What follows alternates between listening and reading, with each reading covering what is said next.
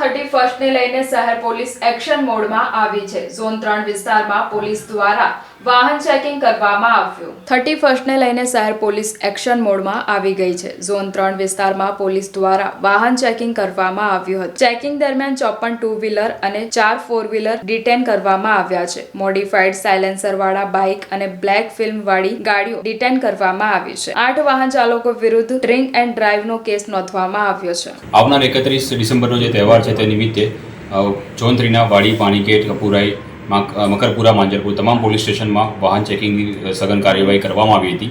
જે અનુસંધાને ઘણા વાહનો ડિટેક્ટ કરવામાં આવે છે, જેમાંથી 54 જેટલા ટુ વ્હીલર છે। એ ટુ વ્હીલરમાં મોટાભાગના બુલેટ બાઇક્સ છે, જેમાં મોડિફાઈડ સાયલેન્સર હોઈ શકે, યા તો નંબર પ્લેટ ન હોય, અને ઘણા સ્પોર્ટ્સ બાઇક છે જેમની પાસે યા તો આરસી બુક ના હોય, લાયસન્સ ના હોય અને નંબર પ્લેટ ના હોય, તેવી પ્રકારના ભિન્ન પ્રકારના બાઇક્સ ડિટેન કરવામાં આવ્યા છે।